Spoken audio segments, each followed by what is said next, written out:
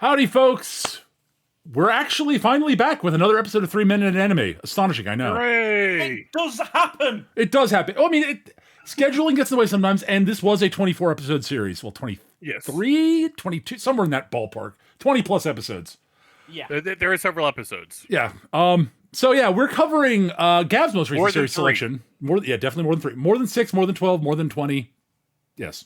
We're covering Gav's most recent series selection, 86. 86. 86. 86. Ocho, not cinco. What's 6? My Spanish is wrong. Ocho seis. Ocho seis. That'd be 86, not 86, but whatever. Whatever. Anywho, so 86, post-apocalyptic giant robots fighting other giant spider. So I suppose those are giant spider robots. Not even particularly giant spider robots fighting other spider robots. Yes. For the fate of humanity. And there are totally not child. Oh, there are lots of child soldiers involved. Yeah. There's child soldiers, fascism, and the impending doom of humanity. Imagine Iron-Blooded Orphans without Also mobile suits. genocide. Also genocide. Yeah. Oh yeah, I forgot that. Thank you, Eric. Yeah. And that's not the AI horde coming after humanity. That's entirely different. That's the fascists. Oh boy, the first half of the show was a little grim. Yeah. Like I say, the thing that I know we've drawn the comparisons, but the thing that it reminded me a lot of is, at least in the beginning, was Iron-Blooded Orphans. Yeah, no, I can totally see that. I just without the mobile suits when they're all in the little land. Oh yeah, the bits when they're not actually fighting. Yeah, I can see that. Yeah. Well, the 86. The I forget the what's it, Spearbreaker. Spearhead. The Spearhead crew really are reminiscent of the lads from the what's it, Tenkatsu? I can't remember the name of the group. Tekkaden. Yeah, they are reminiscent of Tekkaden. Absolutely. Yeah, they just don't have any. They don't have the absolute The cyberware. that and the complete psychopath that is. Well, yeah, no, yeah, they don't have him. No. Yeah. No, they have someone who is trying desperately not to become a sociopath. Yeah, he's the one who doesn't want to be Mika, but yeah. Yeah, he very much does not want to be Mika, and they don't have an Orga. They have a princess, and she's awesome. Yeah. Shin's a bit of an Orga. He's sort of a weird blend of Mika and Orga, weirdly. Yeah. I will say this is probably one of the Which means he's his own character, it turns out. Huh. Yeah. I will say he's like, this is, you mentioned, the parallel of the princess there. This is probably one of the better princesses that Gundam wish they had. Oh, yeah. Yes. No, like, legitimately, Lena is, like, I would say if you compared her to the sort of princess archetype in Gundam, if it wasn't for if you compare her to only first half Kudelia can easily hang with her. That falls apart a bit after the second half, unfortunately. Although Minerva Zabi still eats. Oh no, Minerva Zabi eats them both for breakfast. Yes. Yeah. Minerva Zabi is the goddamn best. I love that woman. She is awesome. Held hostage twice and laughs it off both times. Goddamn. I will say though, I would say obviously, we're being a little bit unfair to just keep calling it Gundam. It is its own. Absolutely. Own thing, thankfully. Absolutely. Thankfully. It is robots with child soldiers. The comparison is going to be drawn. Yes. Yeah. As I said, there are reasons to compare it a little bit to Attack on Titan, just for the creeping doom of an unstoppable opposing army of not human stuff coming after us that are threatening to wipe out all of humanity. Yeah. And the resulting, revision into fascism as a survival mechanism. Well, I don't even think it was really a survival mechanism. So the premise is a country crosses the singularity and builds military AI that decides it's just going to fucking murder everything as they do. That's why you never make military AI. So one state decides, you know what? This is a great opportunity to get rid of all of our undesirables. Stick them all in a camp and make them pilot these junk pile spider mechs to fight the evil AI. Our undesirables, by the way, are anyone that doesn't have silver hair or blue eyes. Yeah. See, you see, this is the thing. They're literally all silver-haired and blue-eyed. Now it is a stereotypical anime crowd. Everyone's white and everything else, for the most part. They refer to them as the Coloreds. They are darker skinned. Yeah. They are slightly darker skinned, and they have some colored of them hair. are noticeably darker, and they all have actual non-white, non-silver hair. Yes, but honestly, the 86 really do run the gamut. They do for ethnicities. But like I say, to say this metaphor is thinly veiled is it's fucking wafer thin. I'm gonna say this: it is not subtext; it is fucking text. Yes, it's right there in the It's right there spelled out for you. This is not subtle. No. If you miss this metaphor, you are either willfully ignorant or not paying attention. Yeah. Now, the Republic of San Marello? Magnolia, I believe. San Magnolia. The Republic of San Magnolia, said fascist state, has it on good authority that the Legion will run itself out as... It basically builds up a Stack Overflow. The Legion is the AI army. The AI army. Yeah. Well, basically crash itself after so many years. It can't keep itself running for forever, is the theory. Yeah, basically the AI starts running into a Stack Overflow and crashes. Is the theory? Yeah. Well, the theory is it's not true. Sort of emergent AI is what they're all assuming. Because assumptions are a good thing in war. Yeah, it's running on a set program. It has this limited lifespan, and then it doesn't know what to do. Crashes. It'll all be fine. Yep. Meanwhile, in this, sorry, what was it called again? Yeah, the process. Oh, Duani's been reading the light novel, so he's in the chat. The process will burn out because it's built with the time limiter in it. Yes. Yeah. And the computers, the AI, and the Legion cannot fix this problem on its own. Nope, not at all. Yeah. What's it called again? I always get it mixed up. It's not the Regency. Oh well, we don't know about that. We don't know they exist yet. No. I mean, what's this one called? The Republic. Republic. For some reason, I keep forgetting the word Republic, and I can't keep it in my head. But yeah, so in the Republic, we meet the princess title character there. Well, not title. Lena. Lena, the princess there. She's in full military garb. On her, what we learn is her commute to work. And the whole time they're in this, I want to say vaguely, well,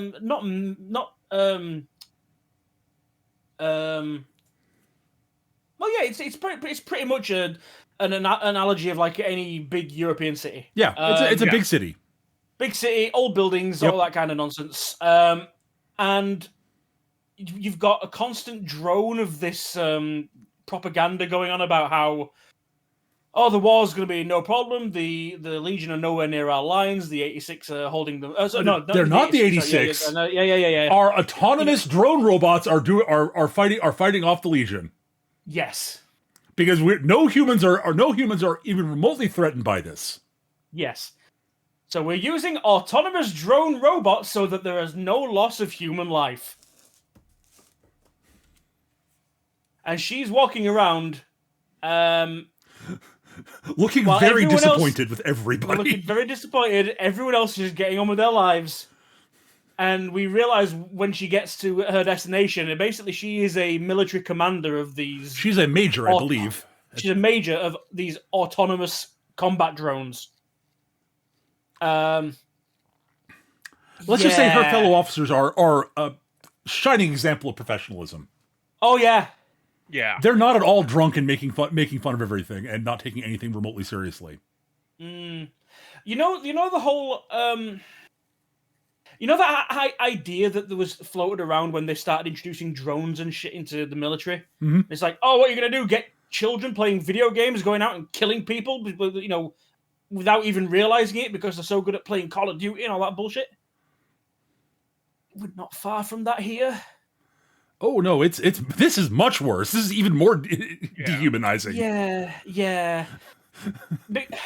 Basically, okay, we're gonna stop beating about the bush. Okay, the autonomous drones are absolutely piloted. Oh, as we mentioned, yes, the undesirable ones who are not blonde and blue-eyed. I mean, silver-haired, blue-eyed, and pale-skinned. Totally different. The ones who are subhuman. Yes, they're not human. They're evolved pigs. Yes. Yep, that's literally what they call them. By the way, this is not a subtle reference to anything at all. Nope, not at all. Nope. Not in the least. Nope. But yeah, they're piloting, and the military class the military grade of the ruling class acts as their handlers. I believe the term they call them. They call them handlers, but essentially they're tacticians that sit at the back in nice, comfy offices via satellite uplink, giving orders, telling people where to go, what to do. The vast majority of which are perfectly happy to send their charges into no-win situations. Just go forward, take these guys out. Well, yeah, I'm gonna go have a beer. Yeah. Basically, imagine you yourself right now are playing a Command and Conquer style game, and you just sacrifice a unit because fuck it, it's just a game. You do not care about the losses they do not care about the losses on their side because it doesn't matter. Yeah. Some of them baked in to not care about the losses on their side. Yeah. Some of them go to the extreme where they know full well, and rather than giving any tactics, spend the majority of their time screaming insults and degrading and telling the 86, that they're going to die because they're subhuman and they should listen to them, their overlords because we're the only reason you're even allowed to exist.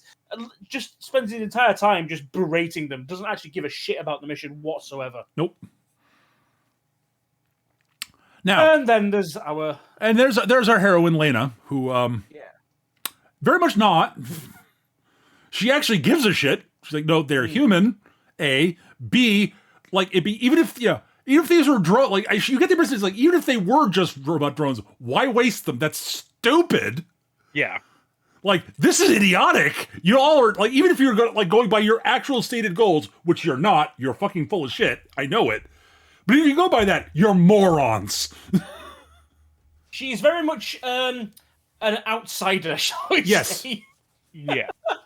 She's not the most popular woman in the military. Yes, this is as pointed out. She did in fact get to see the front lines when she was very small, because her dad took her out there, and then he died. Yeah, her dad was also military. It was also an important military officer. Yeah, he was actually pretty high up, and they were also. On a flyover he also was like, "Wow, this whole thing is real bullshit." Mm-hmm. Yeah, they were on a flyover of a war zone, got shot down, and were rescued by an 86. Yep. Well, Lena was. Why she knows. Yeah. Well, yeah, her dad was kind of dead. Yeah. He couldn't wait just a little bit longer. But yeah, this is why she's humanized them, because she's met one, she knows them, well, in her head at least. So she's made it her business basically to try and change the way the military works. Because one person in a huge fascist organization is always going to win out in the end, right? At least she's fucking trying. Yeah. Yeah. Seriously. And she's actually trying. She's not just doing the bare minimum. And when she gets called out on something, she goes, "Oh." When she gets called out by the 86, she's in command of from time to time, and she goes, "Oh, fuck, you're right. I am being kind of okay. Yeah, I'll do better." Wait, what? Yeah, it's a weird twist as well, because we see it from the 86er side as well, and they have zero respect for their handlers anyway. Yes, because why would course, they? Why the fuck would you? Yeah. Yeah. And they are faintly offended to some degree about how Lena handles things, because they kind of feel like she's being patronizing. Yeah. And she kind of is without meaning to be. Yeah. She's trying very hard, but she doesn't fully understand it. And they point this out, the spirit point this out to her, and she's like, you don't even know our real names. She's like, fuck, I don't. Yep. Oh, right. fuck, I'm an asshole. Right, we're gonna fix it. I'm going to try to fix this. I know you don't trust me properly, and I'm not asking you to. I just want to I'm gonna do the best because that's all I can. My best because that's all I can do. I know you don't trust me, and that's fine. I'm not asking you to. It's like, wait, what? But yeah, we spend we spend pretty much all of the first arc at the very least, the first half of the series in the Republic. Yep. Yeah. And they do a great job of just showing us how shitty this place is. Oh my god. Oh yeah. On top of everything we've already said, her uncle, I think it is the commander in chief or the man in charge of. He's pretty high on ranking, at least. I don't remember exactly. He's fairly, yeah. He's a general. And he's trying to protect her because she's family, but at the same time trying not to upset the status quo. Well, yeah, he very much is of his opinion on like the 86 is pretty much the same as hers. The problem is he's given up. Yeah. He's like, I can't change anything. Like, there's nothing that can be done to fix things. We're fucked. He's like, stop wriggling around my orders. Stop trying to circumvent things. Stop finding loopholes. Just accept it. And like, they'll go off and it's also pretty clear that he's one of the ones who's figured out that yes, the Legion is not going to be done in 2 years, and we're screwed. Yeah. But there's nothing I can do about it, so fuck it. Well, he's the bad kind of nihilist. Yeah. He's the why bother type.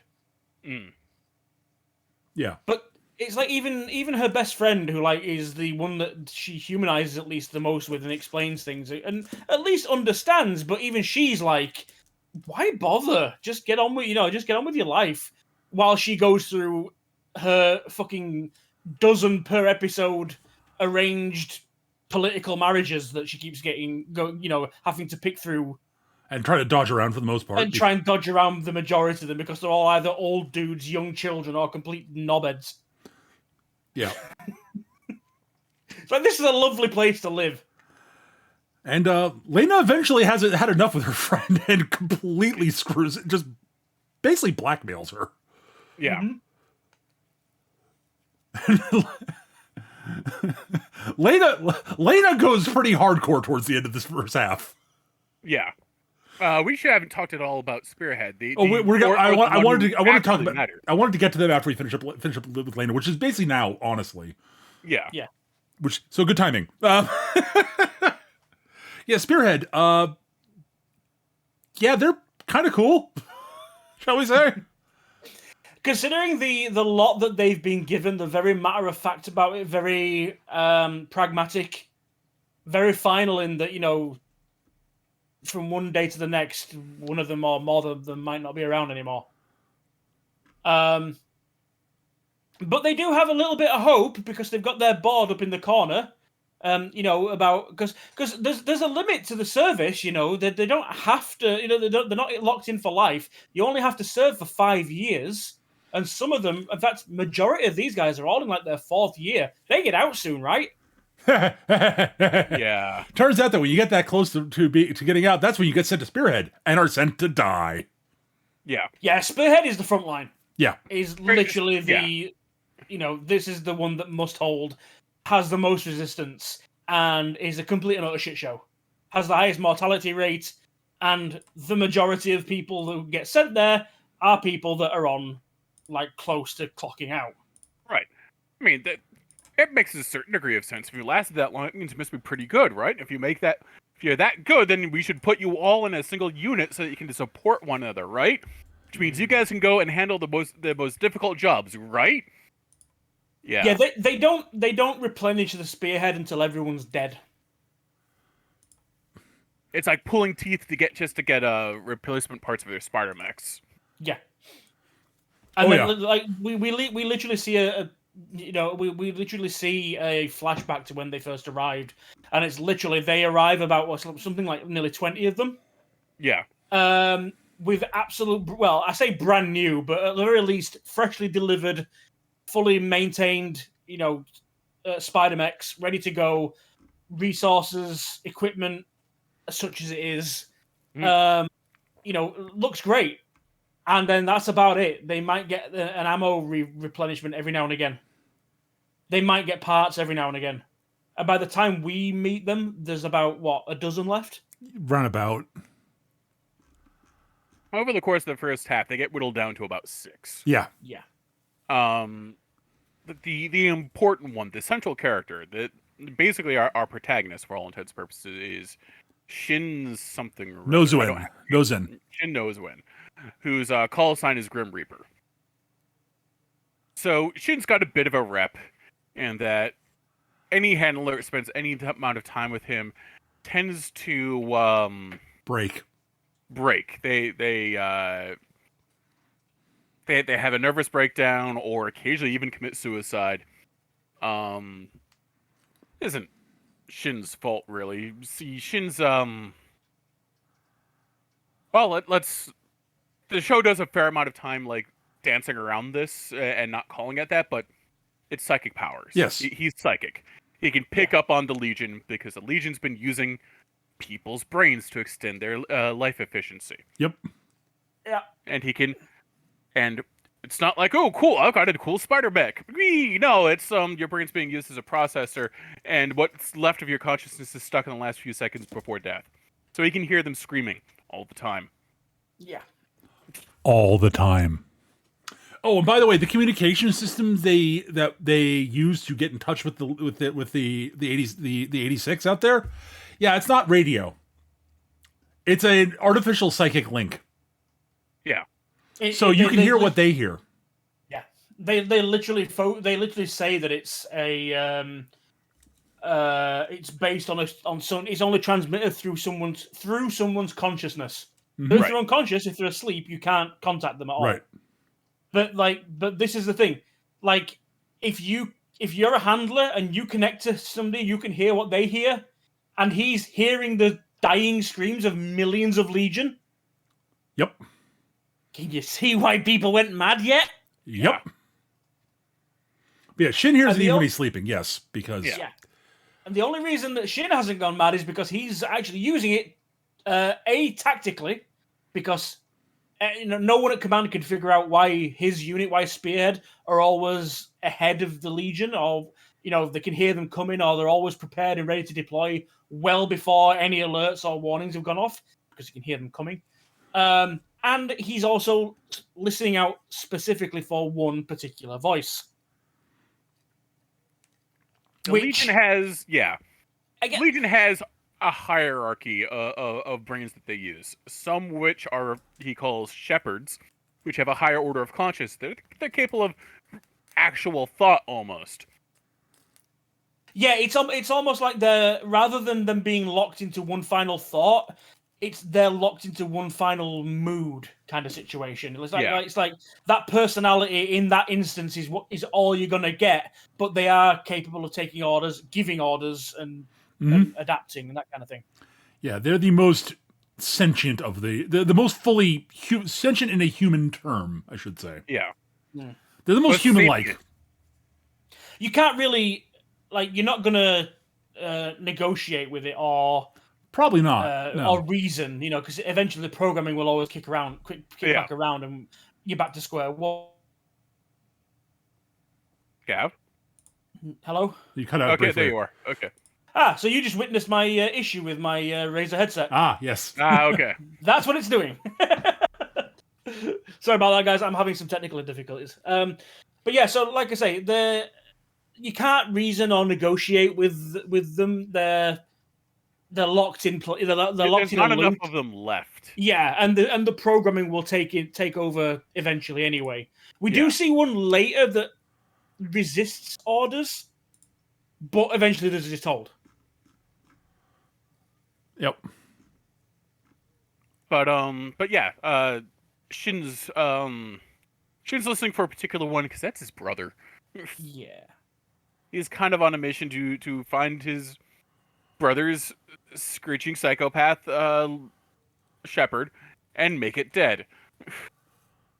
Because, yeah, it kind of needs to be dead. Yep. Yeah, because he can hear them all, and again, this is other trauma that Shin's had with his brother. Because there's a lot of that going around. Shin is a poster child for PTSD. Oh God, yes. Oh, Jesus Christ, and survivor's guilt. Yes, and survivor's guilt. Because the reason he's called the Grim Reaper is because he takes it upon himself, because he's a squad leader. He takes it upon himself to deliver his teammates into a peaceful death. Yep. I.e., he won't let their heads get taken by the Legion. He will put a bullet in them himself first. And he carries those, their call signs, their tags around with him. Yeah. As a reminder, so he never forgets them kind of situation. And to make sure to carry, it's a little sort of to carry it on to basically to carry their names on until he's gone too, basically. Mm-hmm. Right. So shepherding them to the afterlife effect is the theory. Like he's a Grim Reaper almost. Huh. Shocking, I know. Yeah, absolutely. So yeah, things are a bit grim in this first yes, half. He has a bit of trauma with his brother too. Yeah. And things are a bit grim, but like you've got Regina, but the regime she works for is intentionally incompetent. Yeah, Regina is this kind of. It's deliberate. Like everything around her, the 86, the regime she's within, everything is oppressively, just dire and negative, and this is where Peter's right to compare it to something like Attack on Titan. It's just like that. It's there's no escape, there's no way out, there's no hope other than this one person fighting against it, just like all the tropes say happens. And you know what? She succeeds. Fucking nothing. It's not entirely true. We don't find that out until the second half exactly what happens. We don't find that out in the second half. But I'll put it this way. I wouldn't say there's no escape either. There's plenty of entertainment and pleasures abound to keep your mind off of. It is less terrible for those living inside the walls in the Republic than those living inside the walls in Attack on Titan. I will grant that. Yeah, but that's because they're assholes. They're doing a great job of keeping themselves distracted. And Moralo. Well, I'm not going to bring it up now because it's a very poignant thing, but there's a line later on that's used that really sums up the situation. Oh, yeah. Yeah. Oh, yeah. But, yeah. But, yeah, so, the first half sort of ends with, the 86, like, all of them, they're, like, the main crew, there's about 5 of them are sort of the main squad, who are all really... So we got Shin, we got Raiden, Rika, Anju, and Karena. All of whom are really cool, honestly. So it's those 5. Those 5 plus Shin. Those 6 are that group of 6 are sort of the only survivors of Spearhead throughout most of the thing. Oh yeah, Dwight brought the point. Yes, there's also Fido. Their robot. Fido is the best boy. Fido is the best boy. Fido is in fact the best boy. Fido is their recovery robot. Yes.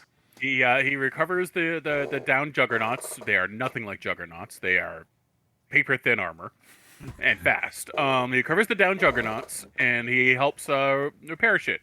And he's a good boy because we're pretty sure he's actually a dog brain. Probably. But Fido is the best. Also, due to strange psychic abilities, Shin's the only one that can actually talk to him. Well, I don't know if it's psychic or if it's just Shin just has picked up on cues. I don't know. It's not important. Yeah, but yeah, there's a running joke where basically because Fido just communicates through beeps and boops and occasional like body language, and Shin speaks to him as if he knows exactly what he's saying and has actual conversations, and the rest of them are like, "How the do you understand him?" Mm-hmm. It's like that. It's the weird thing. Even though the situation they're in, the 86 themselves are actually relatively lighthearted. I'm going to imagine it's a laugh or cry kind of. It really is. Yes, it really is. So much graveyard humor and all that kind of stuff with them. Oh yes. Oh my god. So yeah, I really like the 6 whom are actually the main focus. They're all really likable characters, honestly. Mm-hmm. Like they did a really good job with them.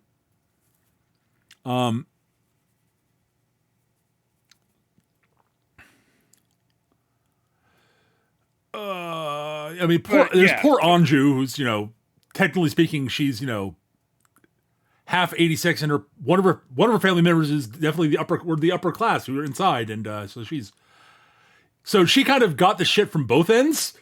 Yeah. So she's grown her hair out long to hide the scars on her back. Yeah, and they are severe scars. Yeah. But she's like, goddamn, she's awesome. She is definitely the mom of the group. Oh yeah, she's the mom. She's of the team group.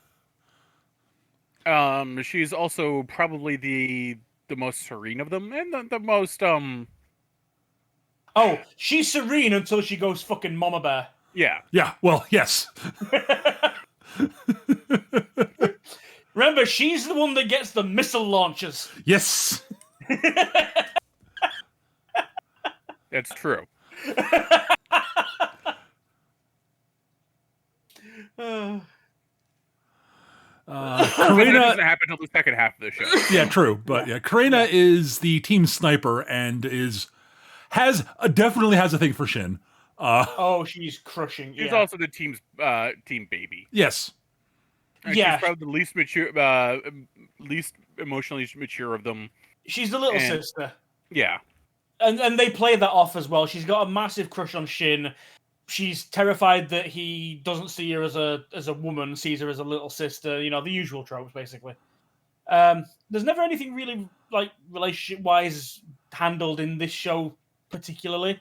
I mean, it's very clear that one of the other members of the team and Anju were kind of on the verge of being a thing, and then he dies. Yeah. Which just goes to reinforce that whole don't try and have anything nice because it's just going to get taken away. God, the Republic was a hellhole. Oh God, yes. Oh yeah. Raiden is sort of the team dad in a large degree. Yeah. Where Shin is the surly uncle. Who means very well, but is not. Yeah. And Rika is just, he's the kid brother, largely. Yeah. And they're a good team. He's an artist. Raiden is sort of, if you were to say that Shin is Mika, Raiden would be Orga, but they're not. Raiden is almost like, the way I look at it, because Shin takes on so much responsibility. If you imagine him being the overworked dad, yeah, Raiden is the oldest son that stepped up. Yeah, you can see that. Yeah, that's a good way to put it. Yeah, but yeah, so towards the end of the season, they basically get their orders to go out in their final long reconnaissance, which they're not expected to come back from. Yeah.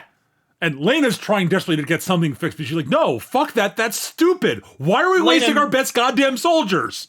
Yeah, Lena is well aware this is a suicide mission. It's like, you're going on a long recon deep into enemy territory. Why? Fairhead's fully aware it's a oh yeah, they know what's up. Mission also. Yeah. Like, and she's right. Like, it is a dumb reason it's dumb to waste your best soldiers. Plus, they're people. Yeah, right. Oh, but, they're people. Don't do that. From a purely evil point of view, they're the best soldiers of your oppressed underclass. The ones that will end up being leaders and will kill the most of your people when the inevitable uprising. Yeah, happens. well, that's the plan. Is we're trying to wipe them all out so that we don't suffer the inevitable uprising where they come and kill, where they come and put us against the wall and shoot us in the heads. And we're trying to do it in a way where our own people don't suddenly get a pang of conscience and help them. Right. Yeah. God, fuck these guys. Yeah. So much. God, they're awful. So yeah, they go off to die. The Republic is evil. There's no question. Unmitigatedly, the Republic is awful and evil and bad, and they are legitimate. Wow, they are not subtly evil. And it looks like they it's like, and the show isn't really even arguing that they're our best hope, humanity's best hope for survival, because it's really clear the Republic is fucking doomed. Yeah. This is the thing. I won't even say we meet any positive members of the Republic. It's like Outside of Lena, yeah, basically no. We get the people who are in on the situation, know what's happening, and just don't think they can do anything, so just get on with things. Yep. And then you see people out in the streets, you know, Cut off again. There we go. I'm back. Yep. You see the people out in the streets, you know, the civilians who are ignorant of all this. They don't know what's going on. So you can technically say that they're innocent, but it's kind of guilt by association because we meet a few of them. Guilt by association because they're aware that they're just we meet a few distracted and don't think about it. We meet a few later on. I will say it is the one thing they are very much guilty of is they know the 86 have been walled off outside. Yeah. They may not know the 86 are fighting for them, but they know they're outside and are not inside safe. Yeah. And they know that they're not, quote, human, end quote. Anyone that can do, simple maths can put one on one together. Right. So the 86 are like, fuck this noise. Yep. So Spearhead goes off to do their thing. And eventually they get out of range of communication with Lena, and she's distraught, and she gets reassigned eventually and demoted because she does some things to try to actually help. Yeah. Now, do you think that the Republic go after the 86? Nah, who gives a shit? Oh no, they've gone off to die. They are doomed. They've gone off into Legion territory. They are not coming back. Yep. And to be fair, not like there are any other we're the last civilization on Earth. Who cares? Right. And they don't come back. Asterisk.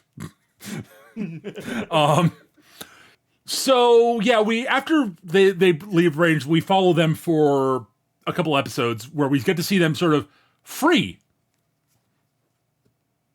And basically they spend a lot of time just sort of avoiding the Legion and traveling and wandering the countryside, exploring old human settlements that belong to the Jihad Empire, the people who made the Legion.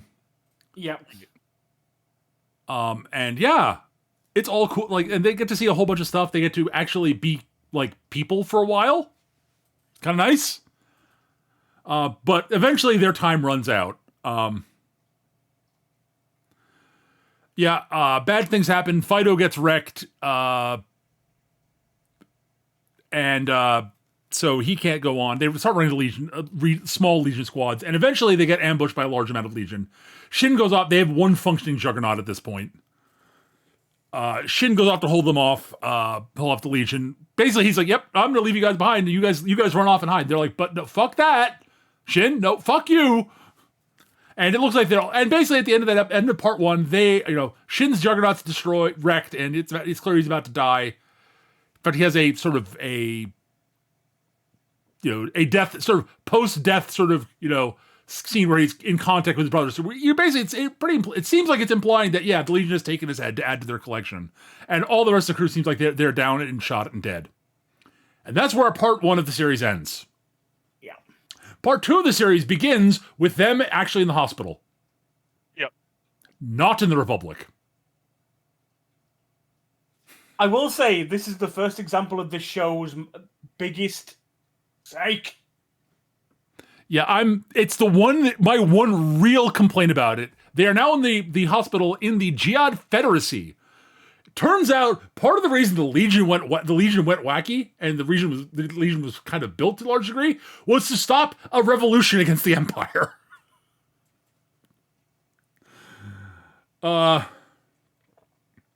Yeah. Yeah, it turns out the ruling caste in the Jihad Empire was not nice. Let's just say that there are definitely no parallels to the Russian Empire. No, none whatsoever. Nope, not all. Again, this show is about as subtle as a brick to the head. Oh, also, Shin did manage to take down his brother's shepherd. Yes. He gets one victory. At least he thinks he did. He did. Turns out, he's not dead. None of the squad are dead. The Regency, who were the people who rebelled and successfully defeated the Empire, actually still exist. And they saved them, and they're like, fuck.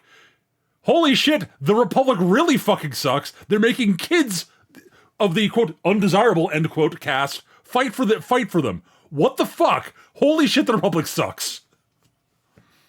I mean, we're glad the Republic still exists, but fuck these guys. Yeah. We're not so glad they still exist. Now, weirdly enough, they're kind of impressed by their spider bots.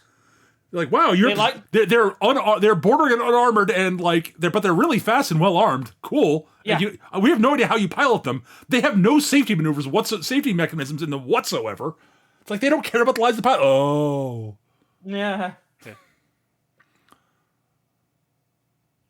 Wow, that's really shitty. Okay, what should we do about them? Well, if we're being paranoid military types, we should probably kill them because they could cause problems. The president says, "Fuck that! But They're we're kids." not paranoid military types. We had a revolution against those people. They're kids and they're veterans. We treat them as such. Because and at this, yes, say again. They're kids, veterans, and refugees. We treat them as such. It's exactly at this point where pretty much all three of us were like, "Holy shit! Not everyone's Somebody terrible. with fucking morals." The president actually says, leader of a country. He makes the point that yes, actually maintaining our morals during wartime is actually important. Can we maintain our morals even in wartime? Especially in wartime. There's a scene later on where people are like, "Yeah, we should just sacrifice them." And he's like, "Not on my watch." Yeah, but sir, it's the best tactical thing. And we'd be sacrificing our entire fucking soul. And if you don't like it, you voted for me. I love him. Yeah, he's great. The Confederacy has problems. They're not without faults, but boy, they're a breath of fresh air. Holy shit. I mean, not even in the fucking show, just in real life, a fucking president or a prime minister or a fucking ruling party that fucking gets it. Yeah. Yeah. See, oh my god. Holy shit. Oh, fiction's a wonderful thing. So yeah, the second half is basically, they take them and said, "Yep, you guys don't have to be soldiers anymore." The president's like, "Yes, you can live at my house. We'll make sure you can do whatever the hell you want. You have paid your fucking dues, and then more dues than anyone has any reason to expect for anybody. You owe us nothing. We owe you everything."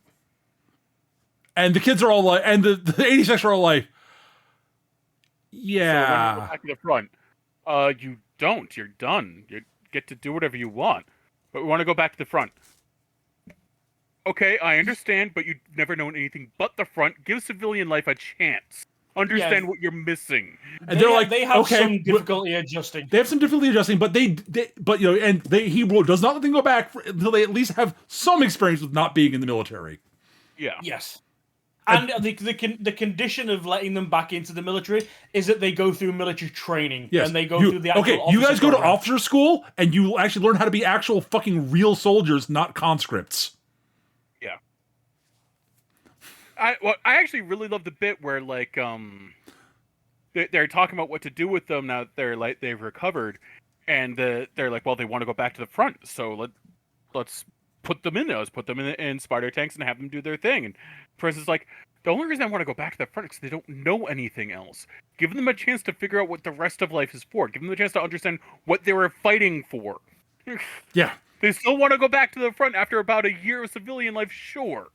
We're also introduced to the president's... And then they'll make an informed choice. We also mentioned we are also introduced to the president's ward, Frederica, right, who is totally not an important person at all. No, not at all. No. Nope. She's not at all basically Anastasia. Nope, she's totally not Anastasia whatsoever. Nope. That'd be silly. Again, the show is not subtle. No.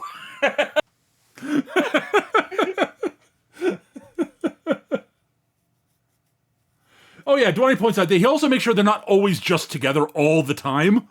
Yeah.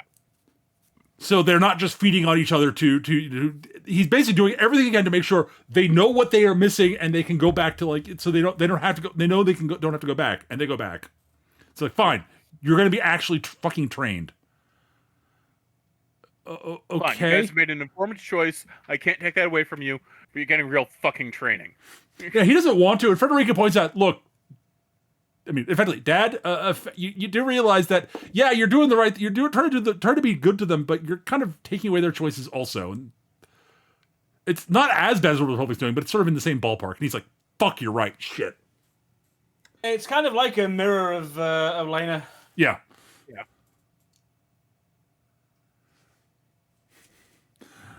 So yeah, they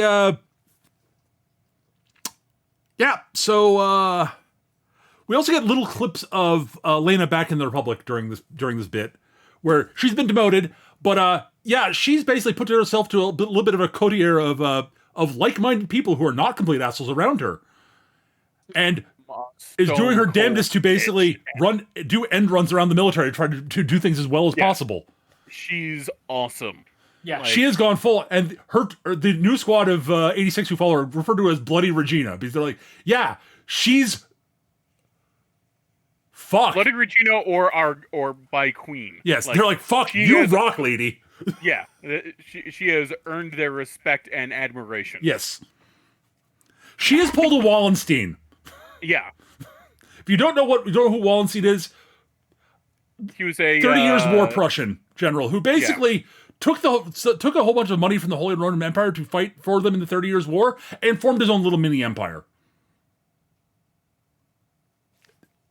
Wallenstein with like flaws and everything. She's not actually Wallenstein. She's a much better person than that, honestly. Yeah, but it's not hard. I mean, a general in the 30 Years War, it's not hard. No, but he was a competent general at least. And the fucking Republic are lucky she fucking did. Yeah. Oh yeah. Yeah. You will. Eventually, this is not spoiling a whole lot. Eventually, the Legion goes on a big offensive. Shocking, I know. She's the reason there are any fucking survivors in the Republic. Yeah, you think the Republic don't get hoisted by their petard? Oh, they do. Sorry, she's the only reason that there are any non-86 survivors in the Republic. I should let us be 100% clear. Like, there's a chance 86 might have gotten wiped out also, but it's very like they'd have just ditched. Yes. She got to save as many lives as possible. Duani points out, according to the books, the Republic lost 87% of their population. Oof. Yeah. I mean, to be fair, the Republic was trying to go it alone, despite, like, it turns out the higher-ups did in fact know about the other nations out there. There were several, not just the Federacy. Yep. And tried to go it alone. And you tend to keep to yourself when you're committing war crimes against your own people. Yeah. And the fucking bullshit idiocy of their military. So yeah, it turns out the Legion has been building up much more than anyone was aware of, except for Shin because stupid Psychic Link. Yep. I mean, this is the logic of it all. Like, you think about it, what is the Republic military? It's literally a bunch of officers on headsets and the 86. They literally did not have a standing army. Nope. Of any description. Nope. Rare echelon motherfuckers and grunts. Yep. Mm-hmm. And oppressed grunts. Yeah. Cannon fodder. Let's be real. Cannon fodder. Yeah. Rare echelon motherfuckers and cannon fodder. Like, fuck. Fuck these guys. Yeah. Like 40K was an army made up entirely of grunts. Basically, not even like grot tanks, just grots. When you're putting the Imperium in a good light for military fucking operations, it's like, seriously, guys. I mean, sure, you're nowhere near their fucking scale, but they do at least value, at least success along with sacrifice. Oh my god, they're idiots. Anyways.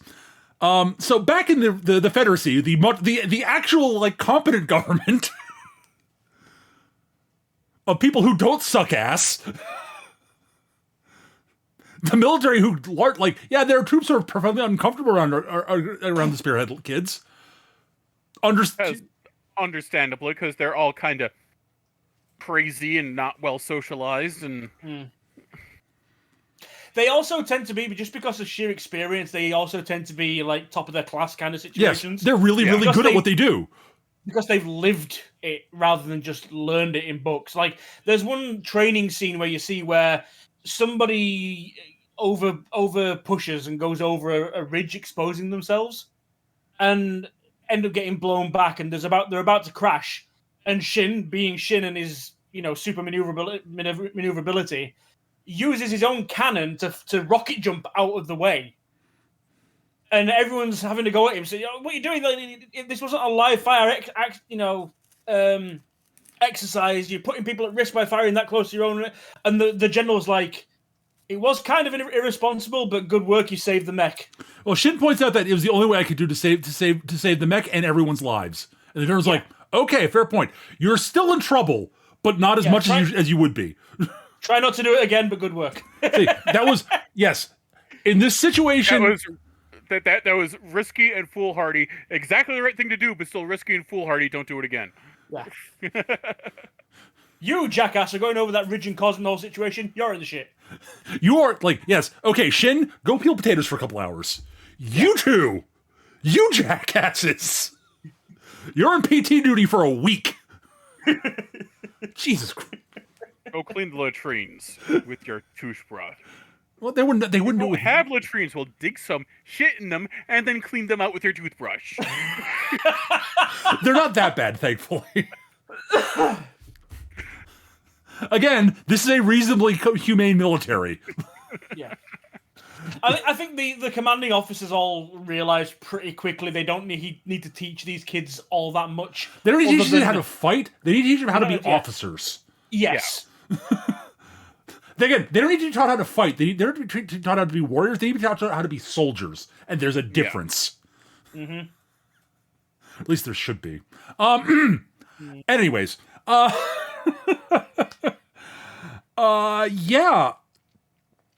There's also one of the female officers who's referred to as the Spider Lady.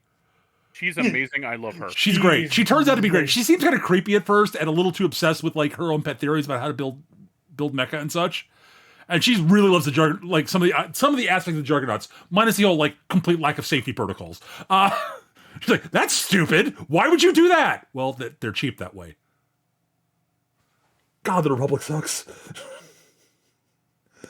Wait, if she you realizes a lot of the safety mechanisms aren't just a case of not caring, but it's also because it's cheaper as well. It's cheaper, and it does make the Juggernauts really fucking fast.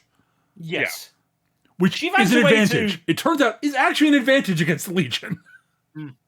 She does find a way to bring shall we say, both ideas together. Yes,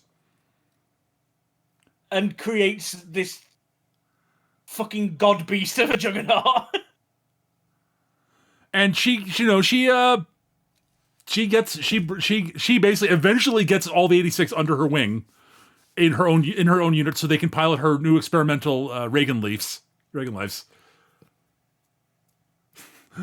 are literal aimbots. Yeah, that's a very fair point, Dwight. And it turns out that their squad does incredible things because they're really good and they're driving these new experimental super fast bots, which they need. Yeah, it turns out only the 86 themselves can actually pilot them because they're used to those sort of reaction. Actually, there are a number. They have a number of non-86 in the squad. It's just that the number who actually can end up hanging with them at all is very low because they get injured a lot. Yes, that's what I mean. It's like they do give them out to the entire squad, but these guys are the pinnacle kind of situation. Yep. And they're all the clever thing about them is they're all adaptable as well. She actually designs this way of equipping them all individually based on their talents and skills and all the rest of it. Yeah. I really like the designs of the Reagan Leafs. Oh, they're great. Yeah. Also, I want to point out one other thing. She eventually says, "What do you think of them?" They're like, "Oh, well, they're not very safe." And she's like, "Why didn't you tell me this earlier that we're not having enough safety protocols on them?" Well, we didn't think you cared. Of course I care. Please tell me if there are things I can fix to make them better. Yeah. A, I don't want you kids to die. B, I want these to be effective.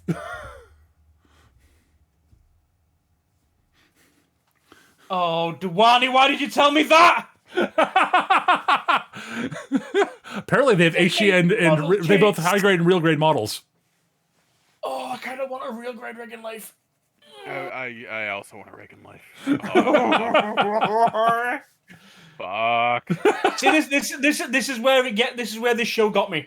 Like I say, when they rolled out the Reagan Lives the first time you see them in actual action, it's like the entire the Legion is swarming on their front lines. Like they've come out of nowhere. They weren't expecting them to have the range that they had, and they start pushing and are about to break.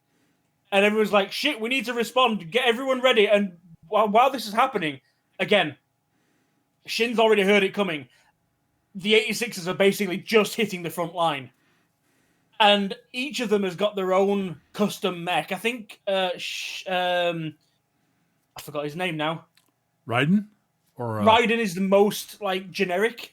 Yeah, he's sort of gone for a multi-role thing. He's got the standard recoilless rifle they all had. Yeah, Yes. he's sort of gone multi-role for his. Yeah. Shin's got the combat blades on the front, which he specializes in using, and also he's gone full close assault. Close assault cannon. Again, I'm awful with the names. There's Raiden. There's Rika. Rika, is that the dude? Yeah. Yeah, that's the artist dude. Okay. Yeah. Rika. He's the one that gets these spider cables. Right. Yeah. The spider cable. Yeah, he gets the spider cables, and isn't he running a frag cannon on him? I think he is something like that. Yeah. Like a launcher. Yeah, it's like a frag cannon flechette launcher with spider cables. So he's the all-terrain maneuverability. He's the city fight specialist. Yes. Basically. Yeah. He's best in close quarters, in sort of confined quarters, I should say. Whereas while Shin's better in melee, he needs room to maneuver. Yeah. Anju has all the missiles. All of them. Anju, just like you can see Anju's build because it's literally the only one that stands out so much because the back of the spider, the big missile the pods thorax, just has two fucking huge closed up missile pods. So Anju, how many rocket missile packs do you want? Yes. And it is full on Macross missile. They honestly remind me a lot of the missile packs you see on some of the battle pods in Macross. Yeah. And Karina has gone, what if you just give me a huge fuck off long range cannon? Yep, she's basically just fucking howitzer. So I can hide somewhere in the far distance and snipe people to death. Snipe their Legion to death. And they're like, okay.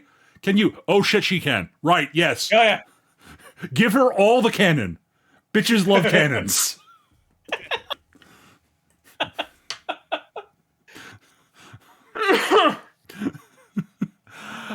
Yeah. So yeah, things are going sort of not great, and then the real shit. So we eventually find out, this is when we eventually find out that about Frederica's actual past, and that she's basically, the princess. She is, in fact, the princess. And she does have, she like Shin also has psychic powers. She can see people's memories. Yeah. And, so she knows Shin's deal, and she's like, dear God, I'm sorry, bro. By the way, I've adopted you as my big brother. Just letting you know. Just so you know. But wait, what? You don't have a choice in the matter. I don't? No. No, I am too adorable to refuse. Frederica does not offer choices. She's right. Yeah. Fuck yeah, really. Fuck, she's right. Also, I'm competent, smart, and don't take bullshit from people. Fuck! Wait, I actually kind of respect you. Shit! Yeah, I make up for that a little bit being a bratty princess type, but I try not to be I try not to be too terrible. I tried to learn the lessons that my royal family upbringing was terrible. Yeah. Also, there's another shepherd out there who's a lot like your brother was. He was my sort of my personal knight, and he went kind of crazy during the revolution. What do you mean by crazy? Well, yeah, he thought that I died and then wandered off in front of the Legion to let them take him. It's a problem. We're gonna have to eliminate him, aren't we? Yep. Also, them taking his head and doing that was sort of the whole start of them doing this whole taking the brains thing. Think so. Oh dear. That's bad. Yes. Also, that might be, there's a significant implication that his sort of like blood frenzy is probably part of the reason why the Legion has gone full on wipe out all humanity. Yeah. But yeah, he was a lot like Shin, except a bit more fanatical. Yeah. Yeah, he was full on. Oh, he was very devoted to his princess. Loyal to the family, yeah. Yeah. It is the reason, but also not the reason. Yeah, that makes sense. Yeah. But at any rate, things are going sort of not the best. And then we find out that the Legion has a rail cannon. Yeah, I mean, they do actually feel kind of positive. They're pushing back the lines. They're starting to gain a foothold. The new units, new regulations are doing great. And then one of their cities explodes. Yeah, then the Morphos deployed with said knight Kyria in it. Her knight's name's Kyria, and it's a rail cannon in that it's a cannon on rails. Also, it's got a rail gun. Yeah, a giant rail gun. Ultra long range bombardment fucking monster. Also, it's got really good air defense. So like they. So they try to figure out. I mean, they managed to damage it. They just didn't take it out and lost all their aircraft. Yeah, lost all their aircraft and lost most of their aircraft and most of their cruise missiles. Yes, the barrel's according to Ronnie, the barrel's about 30 meters long and fires meter-long slugs. It's about right from what we saw in the show. Yeah. So so they've got to take it out. And what's the only plan they've got? Well, the Regulites are basically the only thing that can possibly get to it. Yeah, they like I said, they've no air support now, and nothing they have can reach anywhere near that kind of. On the plus side, they are in communication with the other. They are now fully in communication with some of the other with a couple of other actual nations. Yeah, just not the Republic. Missing. Yeah, well, the Republic's gone. Nope, not talking to anybody. La la la. We're totally not dying. Oh fuck, we're dying.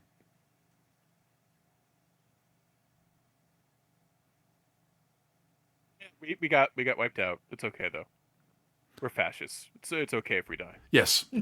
I will say, the scene where you actually see Cordelia realizing what shit's about to happen, getting her Courtier together. Not Cordelia, sorry. Lena.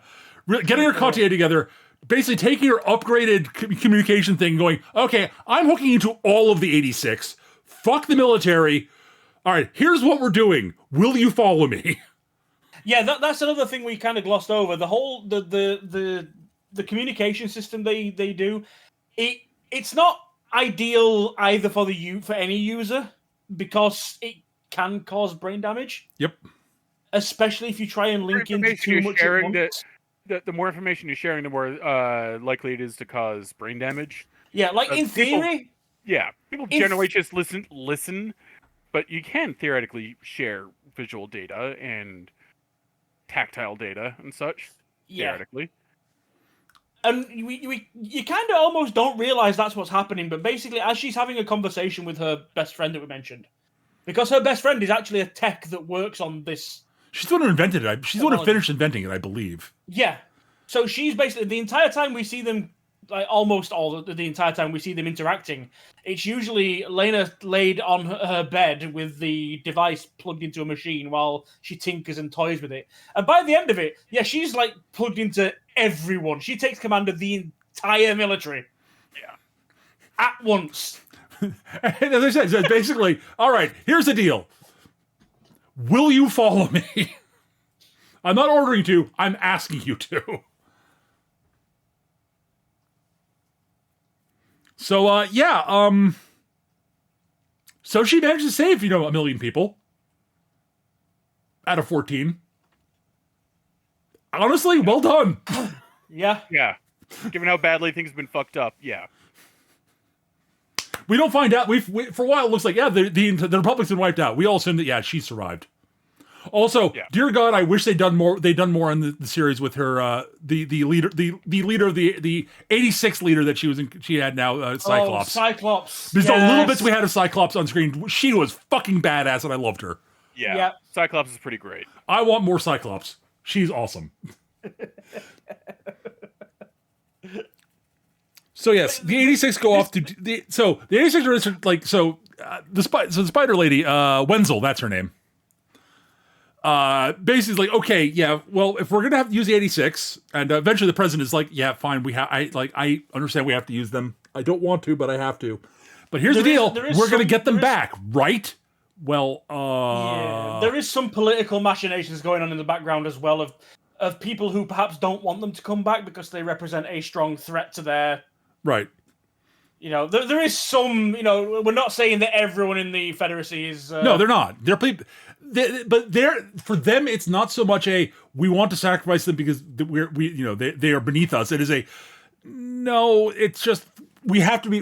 We're paranoid military types, and we're not sure we can completely trust them. Yeah, it might be better if they sacrifice themselves for the greater good kind of situation. So yeah. So the president basically is like, okay, so we're gonna get them back, right? Well, we're going to get them back, right? Or I'm burning everything down around me. He might actually. Yeah. Because we don't deserve to win if we don't deserve to win if we treat them like disposable troops. Yeah. So literally, if we throw away our souls, then what's the point in us actually existing? They're like, oh fuck. Wait, he's got actual morals. Fuck. Yeah. And so Wenzel comes up with plans. Like, okay, well, I know how to get us there. Really, how? Well, we've got this experimental quote plane end quote from the Empire that I know how to fly. Why were there air quotes around plane? There is it like a helicopter? No.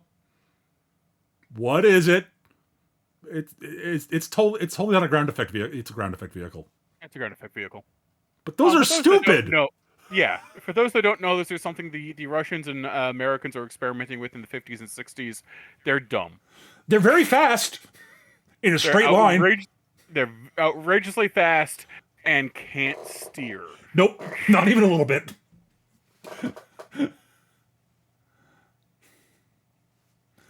They function almost entirely on the principle of push enough crap out the ass, it'll go fast and fly in the air. It's basically a rocket. Yeah. That doesn't go very high off the ground, but it does go off the ground. It basically creates enough of a pressure bow wave to keep it off the floor. Yep. And that's about it. Like if you're going like through the American Midwest where everything's super flat, you're fine. You ain't using this in a mountainous area. Nope. And and to her credit, she doesn't. And also to her credit, she actually managed to make it move and like kind of turn. Yeah. And she survives using it. Well done. What we can say for most real life test pilots. Yes. Damn thing. Turns out she's actually kind of a badass. So yeah, they get sent out there. And eventually you have the march to the front as, you see various members of the Spearhead 6 basically being wounded, quote, wounded, and having to fall behind and do last man on the bridge stuff. Yeah. Till it's eventually whittled down to Shin versus the robot. Also, Fido's along, and Frederica's totally not hiding in Fido's cargo bay. She's hiding in Frederica was hiding in... She was hiding. Fido's. Yeah, because of course she was. Fido was a conspirator in that. Yep, he was totally on board. Because she's there to make sure that Shin doesn't just throw his life away. Because she thinks he's got a little sort of fatalistic and gonna die, trying to sacrifice himself. Because he's done exactly that. Because that's exactly what... Yeah, she's 100% right. She is 100% correct. She's like, no, don't be like Kirya. Be Shin. Come on, dude. Okay, Fido, like the rest of them, came back to life also. Yeah. Now it turns out that he was actually less damaged than they thought. Like, Fido was one that made the most sense out of all of them, honestly, to me. Yeah, because Fido is basically just a robot. Yeah. Like there might be some weird stuff in there. Maybe it's never confirmed, yes or no. But it's like, if there is, it's like a bucket as opposed to a whole person. So take the computer core, put it in a new body, fine. Now it took a while for them to convince Fido to actually come back, turn himself back on. Until they pointed out, yeah, Shin's alive, and it's like Fido's like, oh, well, in that case. Okay. But yeah, so we have the big climactic duel between Shin and Kiria. For various reasons, story reasons, Shin wins, and then Kiria self-destructs. It's a very intricate scene that they weave. With It's a great scene. Oh, yeah. No, it's a fun, tense battle, and the actual reason that Shin wins makes sense. It's psychology entirely. Like let's give a massive assist to Frederica. Let's be honest. Yeah. Like I say, you can see that coming the second that you know. Oh, sure, absolutely. It's not. Like we said though, this show is not subtle. It is not trying to trick you into anything. No, it's not, and that's fine. They set up a narrative through line. They carried it through, and they executed the narrative through line well. Yeah, good job. They did not throw any random twist there to make us go, aha, you figured out where we're going, therefore we're going to trick you. No, they said, no, we've been setting this up the whole time. Why would we try to trick you here? Yeah. Now, having said that, my one pure pet peeve with this show is the fucking bait and switch with the, are they dead? They're definitely dead. Now, to be fair, we thought we all of us said, okay, they're not dead. Well, except for Kiria, except for Raiden, who got hit with the rail cannon. He's dead. Yeah. No, he's alive too. Well, all right. They fine. do it at least twice in this show. Yes, they do it twice. To be fair, it's very much a case of, did you see a body? Because everyone we see that is confirmed dead, we see the body. Yes. I never saw any of the survivors' bodies. I mean, this is the weird thing about this. Other than a couple of side characters, and regardless of how fatalistic this show is, other than a couple of side characters who were there for the weight of the scenario, spoilers, but no one dies. None of the main characters do. Lots of people die. A lot of people we get to know die early on. Yes. After we whittle the spearhead down to about 6, none of them die. Yes. The main 6 live. And Lena lives, and mostly important, and Frederica lives, and the president lives, and most of the officers we give a shit about in the Federacy live. Anyone you're supposed to give a shit about lives. Yes. Yeah. And, basically, Shin's lying there in the robot, in his broken down robot after the cannon self-destructs. It's like going, well, I'm fucked. Crap, there's a Legion robot coming and my robot's broken. What could I possibly do? Well, I'm gonna die. This sucks. And then something blows it away. Turns out it's a Juggernaut. Yeah, an actual Juggernaut. An actual Juggernaut shows up. Yeah, it's Cyclops and Lena. And Lena's like, oh, hey, a Federacy robot. Cool. Dragonleaf, great. You okay? Yeah. Hi, I'm Lena. Yeah, how are you guys doing? We're living. That's better than the Republic. Yeah. Right. Well, can you get, are you okay? Do you need help? Not really. He realizes who it is, and she has no idea it's him. So she's well, she's never seen him or heard his voice except over the psychoms. So, she's like, okay. And he's like, so why don't you just go hook up, the Republic's nearby. Why don't you go hook up with them? She's like, well, I don't know. The Republic, Federacy. And she's like, I kind of gotta help keep my people okay. But eventually the Federacy shows up and she's like, okay, well, I guess, you want to help us?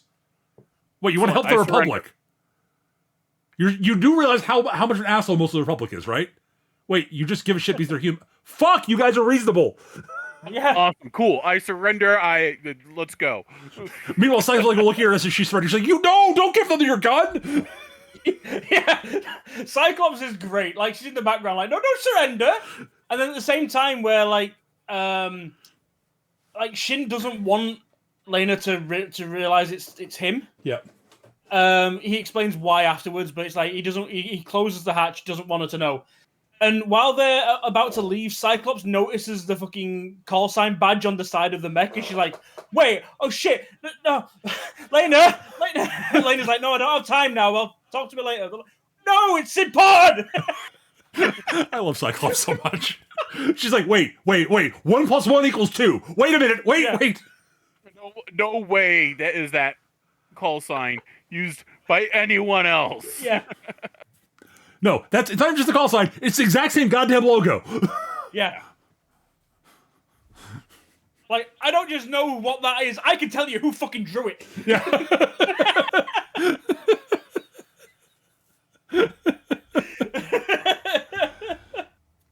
But yeah, like, and Frederica basically points out, hey, dude, you figured out you have a reason to live, something to actually live for? And he's like, fuck, yeah, I have actually.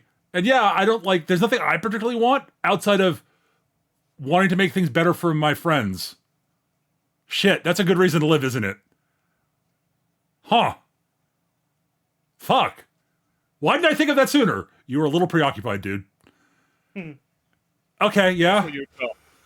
Shin, just want you to know, you're dumb. I am dumb. Okay. We love you, but you're an idiot. Yeah. And so, like, they're like, okay, well, we got to put together a multinational force to, we're putting together a coalition force to fight the Legion because the Legion's not gone yet. The president is such a fucking asshole. I love him. Such a fucking troll. I mean, it's really obvious to anybody watching, but they do. They keep up the pretense that we're keeping this secret. So yeah, basically he's putting together a force for the Reagan Life pilots. That's going to be basically it's like, do you guys want to keep being soldiers, right? Yeah, okay, yeah, I figured. All right, so we're going to put you guys into a Reagan Life force that's going to have a foreign commander. Are you okay with it? Here's the name. They look at the name. Yeah, we're fine with that. He's like, you can tell he's prepared to make, well, here's the reason I really would like it. Wait, you're okay with it? Okay, cool. I kind of can guess why you're okay with it, but Like, one of his subordinates later on when they're discussing it says, are you sure you can get them to agree to go back to the front lines on an independent task force? And like, yeah, they agreed straight away. Really? Yeah. Huh. It's almost like the second they saw who was going to be in charge, they were totally okay with this. Yeah.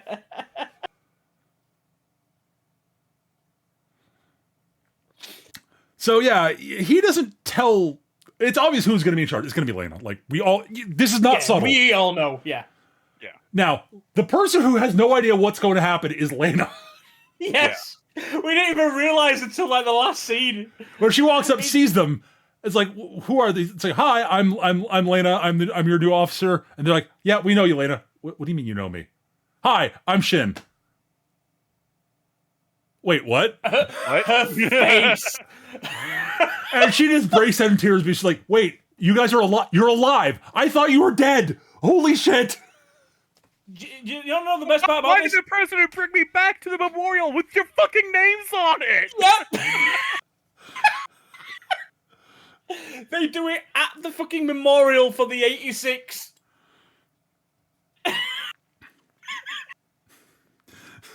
The Confederacy built a whole memorial because they realized what the Republic had been doing, and built using the old juggernauts that were wrecked and scrapped, and even Fido's old carcass. They built a shrine basically with all the names that they found in Shin's storage chest of people that they'd lost. So they built a fucking monument, and they had this ceremony there, letting Lena pay her last respects to the 86 that had gone, then turn around, oh, here's your new unit, by the way. And then he just fucking sat at the back with his hand over his mouth going... He's such a troll. It's so good. But like the thing is, it's one of those. Yeah, it was a dick move, but boy, howdy, she was happy that it happened. Yeah. My one regret is that that's literally where the show ends. Yep. And that we don't get to see them in battle with the 86 with their upgraded technology and a leveled up Bloody Regina, and a leveled up in command and running strategy with actual battlefield experience now, and people who give a shit about them and logistical support. Yeah, one of the things in the first half that we gloss over is just how little logistical support she was getting. Like, none. She had to go digging through old hard copy maps. In like basements to get logistical, just to get basic intel. Yeah. She couldn't requisition like landmines or even heavy fire support because wasting the ammo on the 86 is pointless.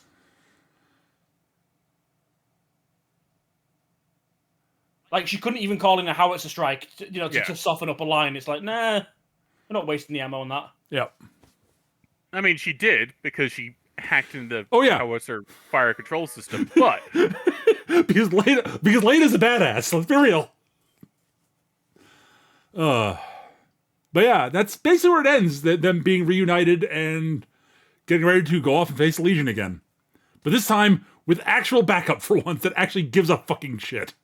Yeah. Oh, we also get to see bits of the Republic after being saved. Because, the Confederacy comes in and basically for humanitarian aid.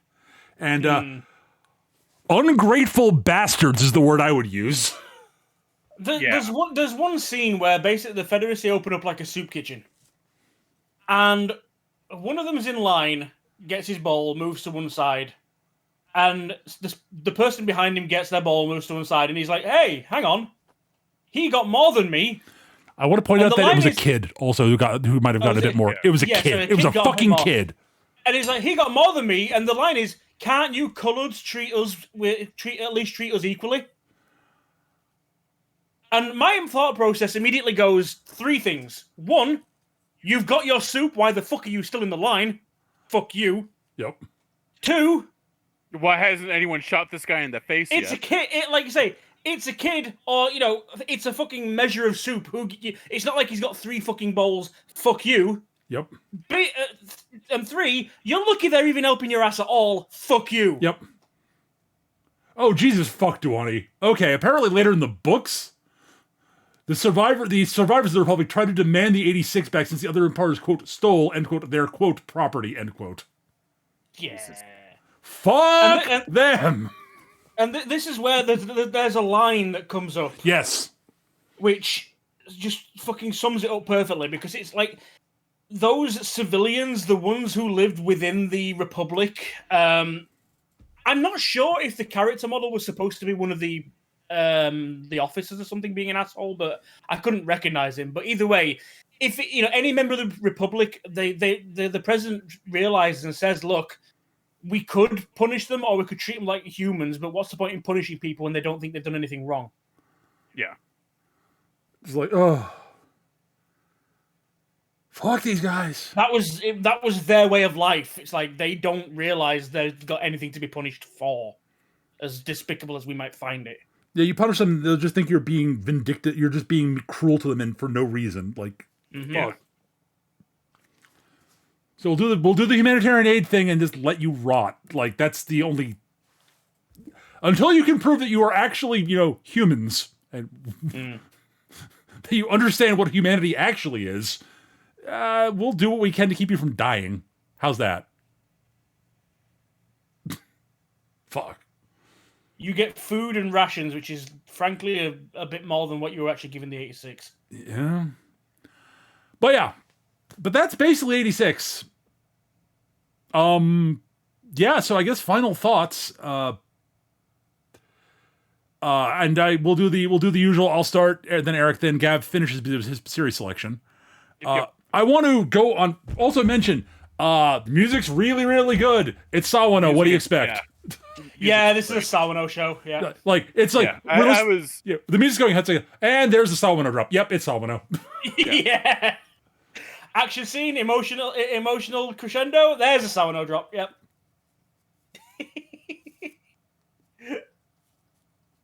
But the music's very good. The dialogue is generally well written.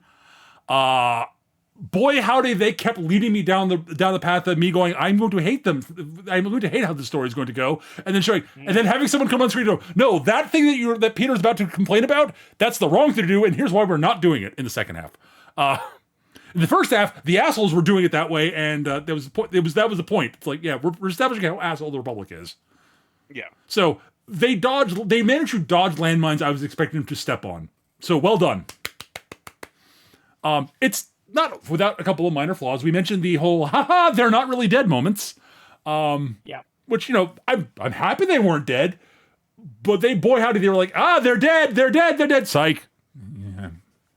Yeah, like it's that first one that you mentioned when we literally see Shin within the Matrix or whatever it is that the AI, brains we see them in. Yeah, it's like literally they show us him in that situation. It's like next episode. That's the one that bothered me. The second one was literally a case of they're not dead. Yeah, that's obvious. Yeah. But yeah, it's a good show. It's not like the best thing ever, but it's damn good. The mech designs are also great, like across the fucking board. Mm-hmm. Like, I love how alien the Legion mechs look. Yeah, they're also kind of pretty. Yeah, they're like almost like the design on insects. Yeah, no.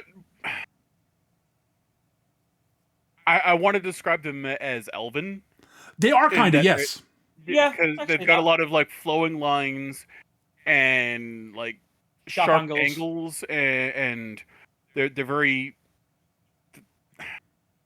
I mean, they're clearly metal, but they have sort of like a spun glass quality. Yeah. No, they're really the mech designs are just well done. Like, seriously. Yeah. I like most of the characters you're supposed to like are likable. The characters you're not supposed to like aren't. Okay, well done. They do not pussyfoot around the question of, well, if it's the only means of survival, is fascism it's resorting to fascism the okay? No. Fuck you. Oh, thank God. They don't try and redeem the Republic at all. No. They do not try to say, oh no, they were desert. No. They were wrong. They were just fucking wrong. Holy shit. I was not expecting that. Like I say, they don't even go down the soldiers were just doing their duty kind of situation. No, they were all assholes. Yeah. Yeah. They were wrong. They had a duty and to stand up for it, and they failed. Yeah. Lena did what she could, and she couldn't. And while she couldn't change the things that she wanted to change, she could not save the Republic. Yeah. So she saved as many people as she could. Okay. Well done, honestly. Like,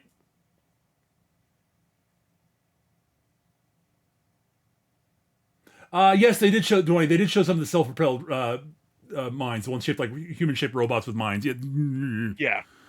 The Legion faces on them. Yeah, Legion typically had like spider bots and not even spider bots. I mean, I think it's specifically they were cockroaches. It's possible, yeah. And the bigger ones, you had the big rail cannon was called the Morpho. Literally, it was a butterfly. Mm-hmm. They also had the ECM warfare drones, the little butterflies that was in the sky. Which is one of the reasons how they dealt with the air cover flyers, air support. Yeah, they just flow them into fucking engines and get it done that way. But yeah, it's like there is a very definite metaphor which they not too subtly point out, like right towards the end of the show, where the majority of the Legion are insects and the 86ers are driving spiders. Yeah. They do it with ants in the metaphor bit where there's a large bug being devoured by little tiny ants. But yes, I think it was in fact a morpho butterfly. I think it was, yes. Butterfly. Subtle. Wait, no. That is what this show claims is subtlety. I'll put it that way. Yeah.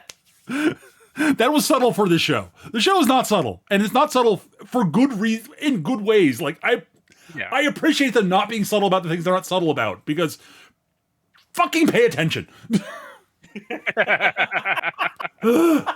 Anyways, overall, liked it. Thumbs up. Yay. Eric. Yeah, I actually really enjoyed this show. It's if you're looking for like grim dark, all is hopeless, you got that in the first half. You start getting sick of that, you want something a little bit more hopeful, just keep on watching. Yep. Yeah. Like Peter said, the mech designs are great. I really enjoyed all of the characters. I wish I could see. My one complaint is I wanted to see more of Lena in the second half. I wanted to see more of her putting together her faction and earning the trust of the 86 and coming up with contingency plans and butting heads with the rest of her idiot country. Yep. Like I wanted to see more of that. I understand why they didn't, because that would have taken away from character development for Spearhead, and the goddamn breath of fresh air that was the Federacy. Yeah. Yeah. And the new characters being introduced over there, but I still would have liked to have seen more of her. We all like Lena. She's cool. Yeah, she's cool, and once she hardens a bit, she's just fucking amazing. Yes. She goes from being cool to being fucking amazing. Yeah. There are a lot of things I like about this show, and I'm having trouble articulating them. Mm-hmm. Yeah, the juggernaut / German word here, Reagan leafs, looking like spiders versus the insectile Legion mechs. I like that they show like the overall life in the in fascist land, and like people are just going about their days and they're suitably distracted from the problems, and they're fed a steady diet of everything's just fine, don't worry, keep buying from Amazon. Even as things turn to shit around you, don't worry about that, that's fine, that's all according to plan. There's no parallels there, Eric. No, not at all. Again, this show's about as subtle as a brick to the forehead. Yeah.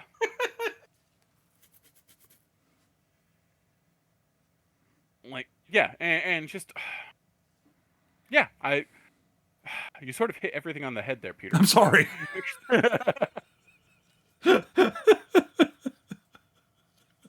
It does use a fair amount of CG, but it's very well integrated in the rest of the show. It's mostly limited to the mechs, and it's like I said, it's blended well with the rest, blended and integrated well with everything else. So it's not really that noticeable. Yeah, good show. Yeah. Yeah, mech shows tend to do. They've kind of learned the formula with mech shows when it comes to 3D animation now. For the most part, yes, there are notable exceptions. Like, you use a CGI for the robots, and normal animation for the people is fine. You know? There are some notable exceptions where even the CG robots don't blend in well for some reason with the rest of it. Yeah. Like, I've seen some examples of it. I don't remember what shows they're from. But it's like, wow, that looks terrible. Enough to remember the name. Yeah, nothing good enough to remember the name of. Right. Yeah. But no, like I think you've already covered the majority of my thoughts on this. It's really like we started out comparing this to Gundam, and if you remember, every single time we've done a Gundam show, my problem with Gundam is it's the same story. Right. Political child soldiers, blah blah blah. Everything's miserable, and this does have that comparison to begin with. But good lord, it's such a fucking breath of fresh air for it to turn around and say, no, that's stupid. That's wrong. That is not the way to live. This is not the way humanity has to go. We can be better. Yeah. And that is the overall story of this show. It's like, yeah, look at all these parallels to everything that's going on right now. We can be better if we stop being so fucking greedy. Yep. And self-absorbed. Oh, but like I said, the only negative I've got about this show is and again, it's that midway point tease that everyone's dead, but they're not. Yeah. And again, like the one at the end of the show, like you say, it's a little bit more obvious. We know nobody's dying, but that first one was like they literally showed us, and then oh no, don't worry about that. That was your imagination. Also, I want to mention one thing. the show was broken into two cores. So there's like, the first episode would end with the apparently everybody's dead, then long break, and then it came back. Yep. I am so glad we watched it the way we did, because I would have been livid. Yeah. Not because of the ending of the first part, but like that long a break coming back, no, they're all fine. I'd be like, oh, fuck you. Yeah. This show was also broken up quite a lot because of COVID and a few other things. Yes. So like they have like 3, maybe even 4 recap shows throughout this 24 episode show. So like there's only actually 21 episodes in the show or something like that, and 3 or 4 of them are a recap. Hell, one's like recap episode, 4 episodes, recap episodes. Yeah. Like, what?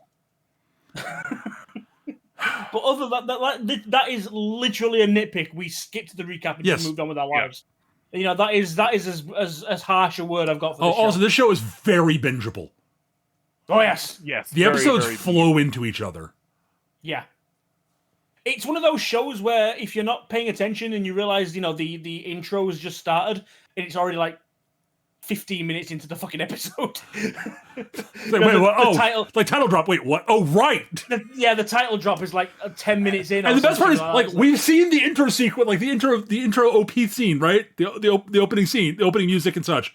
And then the show continues, and then the title drops like 50 minutes in, and you're like, all right, we're in a new episode now. I saw the opening, but that didn't register. Yeah. For some goddamn reason. Like, oh. But no, it really does flow well into each other, so yeah. Thumbs up. Yep. Yeah, I think I'd say resounding 3 thumbs up. Go check the show out if you haven't already, because it's good. Totally worth watch. Absolutely worth watching. Yep. Yeah. All right. Yeah. The thing is, this was going to be my suggestion last time. But it wasn't done yet. It was due to delays and everything else. I thought it would done, but they'd gone on hiatus and had to come back for the last 5 episodes. Right. So yeah, this was on my list for a while. Yep. It's worth watching. All right, so I guess it's my turn to pick something, huh? Yes. I've actually decided what we're doing. I figured it out. Oh, excellent. What are we doing? We're going to be doing Lycoris Recoil. What? Okay. We're doing Lycoris Recoil, so we're going to be doing cute girls doing assassination things. Okay. With the most adorable, blonde, totally not John Wick clone I've ever seen. Like, seriously, one of the leads is, like, she fights like John Wick. Except she doesn't kill people because that would be too easy.